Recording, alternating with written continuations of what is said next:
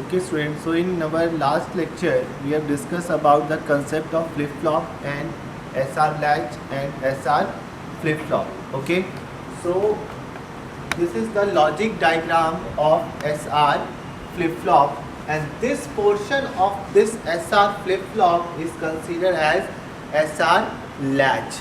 Clear? So this dotted line is covered with latch, and this portion and with the NAND gate, and this logical diagram is known as SR flip-flop. Clear? SR flip-flop. Now we design the truth table of S R flip flop. ठीक है, हम लोगों ने ये तो discuss किया था कि भाई एस आर फ्लिप फ्लॉप में जब कंडीशन 0-0 हो तो वैल्यू क्यू एन स्टेट में होता है, तो ऑसिलेट करता है. जब 0-1 हो तो 0 वैल्यू आता है, और इसको हम लोग बोलते हैं रीसेट स्टेट. और जब 1-0 हो तो वैल्यू आता है 1, और इसको हम लोग बोलते हैं सेट स्टेट. और जब वैल्यू 1-1 हो तो इस केस में हमारा वैल्यू नॉट वैलिड आ जाता है. ठीक है, नॉट वैलिड मीन्स ये कंडीशन ही इनवैलिड है, और यहाँ पे वैल्यू ऑसिलेट कर जाता है. ठीक है, मीन्स यहाँ पे वैल्यू ऑसिलेट करता है, 0 और 1 में से कोई भी स्टेबल स्टेट में मेंटेन नहीं करता. जबकि मैंने कहा था कि मेमोरी एलिमेंट के लिए एक कंडीशन बहुत ज़रूरी है कि when the circuit is in set state it remains continue in set state, and if the circuit is in reset state it remains continue in reset state. Okay, that's why in this condition this state is not maintained throughout the process.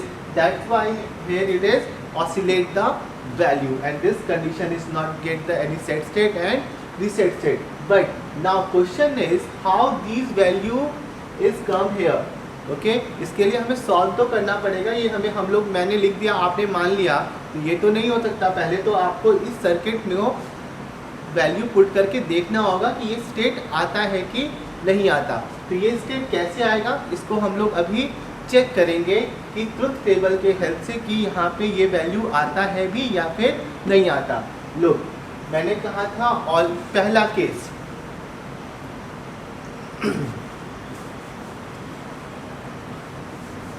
इसको case wise देखते जाओ. Case क्या होगा, always remember clock का value हम लोग 1 लेके चलेंगे, या फिर मान लो कि पहले 2 वैल्यू होगा, या तो 0 होगा या फिर 1 होगा. सो केस 1 में क्या होगा, when s equal to r equal to 0. Okay, and clock equal to 0. ठीक है, अब ऑब्वियस सी बात है, जब भी NAND गेट में क्लॉक का वैल्यू हमेशा 0 होगा.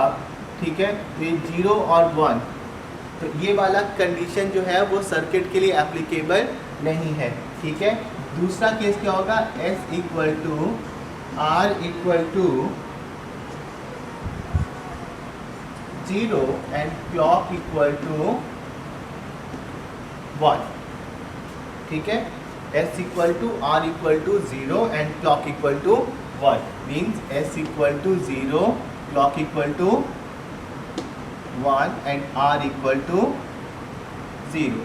Let us assume that this value of q equal to 0. Okay, so here it is also come out 0, r equal to 0 and clock equal to 1. ठीक है, तो यहाँ पे क्या हो जाएगा, 0 और यहाँ पे 1. ठीक है, एक NAND गेट का अगर ट्रुथ टेबल याद पता होगा सबको, NAND गेट का ट्रुथ टेबल क्या होता है, मान लीजिए s और r इनपुट ले लीजिए, और ये हमारा Q NAND गेट का आउटपुट ले लीजिए, 0-0, 0-1, 1-0, 1-1. ठीक है, NAND गेट में जब 0-0 होगा तो आउटपुट 1, मतलब AND गेट का उल्टा हो जाता है यहाँ पे, तो 1-1 और यहाँ पे 0. ठीक है, 1 into 1 1, उसका कॉम्प्लीमेंट क्या हो जाएगा. ठीक है, तो ये हमारा किसका कॉम्प्लीमेंट हो गया, NAND गेट का. ये ट्रुथ टेबल हो गया किसका, NAND गेट का. और NAND गेट के ट्रुथ टेबल में जब 1-1 है तो वैल्यू 0, तो अब r equal to 0 and clock equal to 1, तो 1-0 कितना होता है 1. तो यहाँ पे क्या आ गया, ये आ गया 1, ये आ गया आपका 0, ठीक है, 1 0 1 0, दिस वैल्यू कम आउट 1, ठीक है। मतलब ये एक कंडीशन सेटिस्फाइड है कि these two value are complement to each other. ये हमारा 0 एज्यूम किया था, तो ये हमारा क्या आ गया 1। तो पहले केस में जब s equal to R equal to 0 वाले केस में जब क्लॉक को हम लोग 1 मान के चलते हैं, तो जब 0 एज्यूम किया था, ठीक है, तो भी हमारा वैल्यू क्या होगा, फिर इस ये हमारा क्या हो गया 1 आ गया, तो यहाँ पे क्या आ जाएगा 1, ये वैल्यू कितना आएगा s equal to 0 r equal to 1, so 0 1 0 1 is also called it here 1, this 1 1, ठीक है, 1 1 इसका कोएफिशिएंट यहाँ पे क्या आ जाएगा 0, ठीक है, तो ये 1 ये इक्वल टू 0, ठीक है। तो this value is when we assume 0 we get 0 and here it is 1। Now again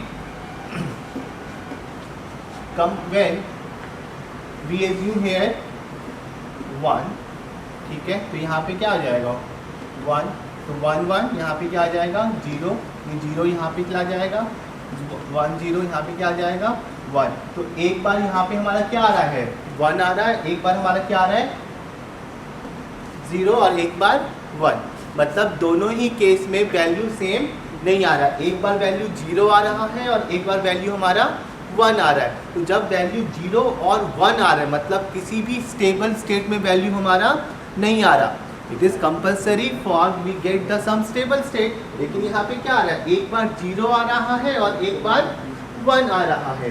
तो जब 0 और 1 आएगा तो वो ना हो, when the circuit is in set state it means we get 1, when it is reset state we get 0। लेकिन यहाँ पे एक बार 0 आ रहा है, एक बार 1 आ रहा है, तो इसीलिए यहाँ पे हम लोग क्या लिखते हैं, ना सेट स्टेट में लिखते हैं ना रीसेट स्टेट में लिखते हैं, यहाँ पे वैल्यू हमारा ऑसिलेट कर जाता है, ठीक है। तो पहला condition when s equal to r equal to 0 the output of SR flip flop is QN, oscillate the value।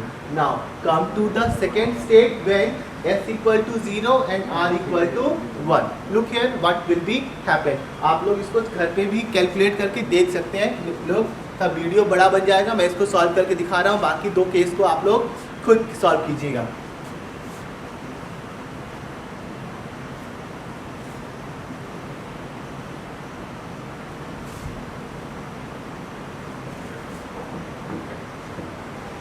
ठीक है, कौन सा केस होगा, case number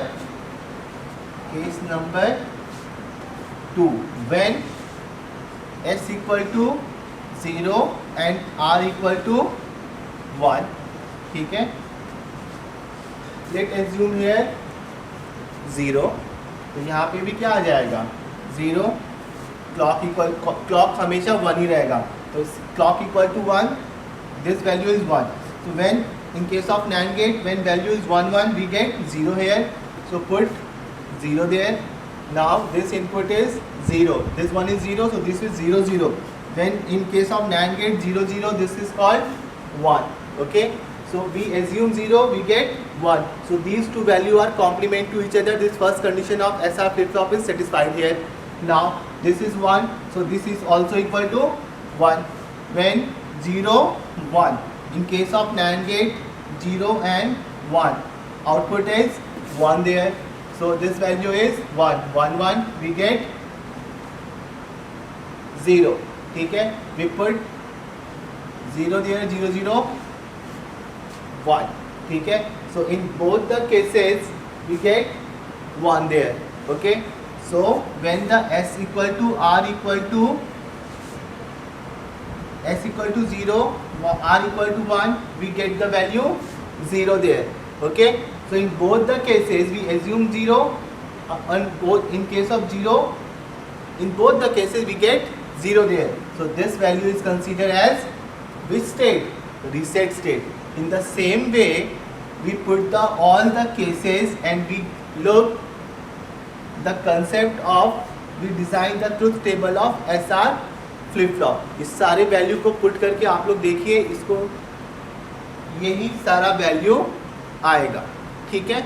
now this is the truth table of SR flip flop.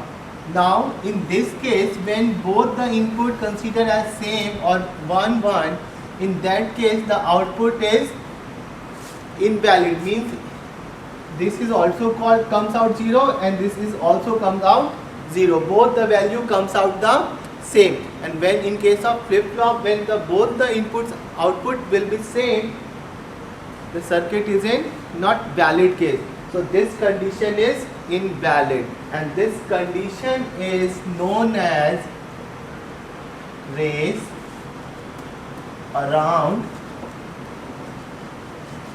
Condition. ठीक है, तो ये exam में क्वेश्चन बहुत आता है, what do you mean by race around condition. So race around condition is when in case of SR flip flop, when S equal to 1 and R equal to 1 and the output is invalid, this condition is known as race around condition. Okay, what do you mean by race around condition?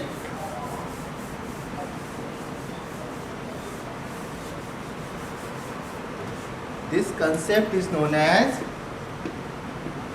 race around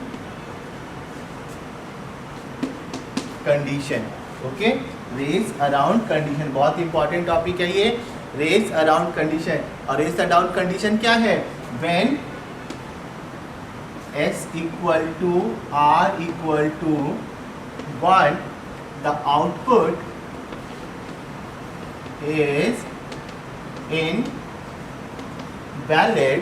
So this invalid case is known as race around condition, and this race around condition is removed in new flip flop or another flip flop that is called JK flip flop. So the race around condition in case of JK flip flop, we remove this condition. And how this condition is removed? Simply we use S equal to J dot Q bar and R equal to K dot Q. And how this can be obtained? We obtain this condition by simply we introduce the concept of AND gate. We put here AND gate and the output of this circuit goes through the AND gate and we get the this value, and R equal to K dot Q. How it will happen? Simply the output of this value is passed through the AND gate and we got this value.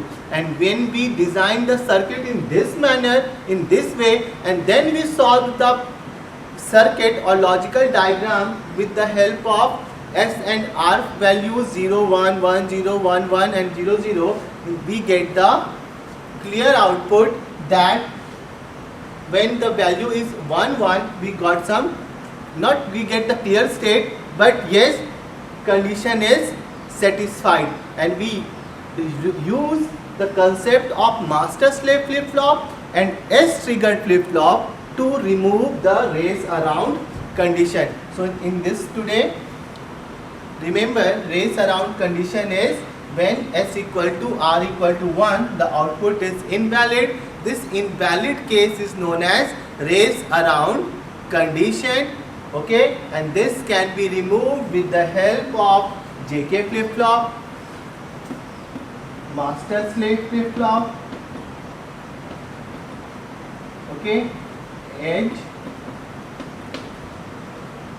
triggered flip flop. Okay, so in next class I will explain you the concept of D and T flip flop. Okay, thank you.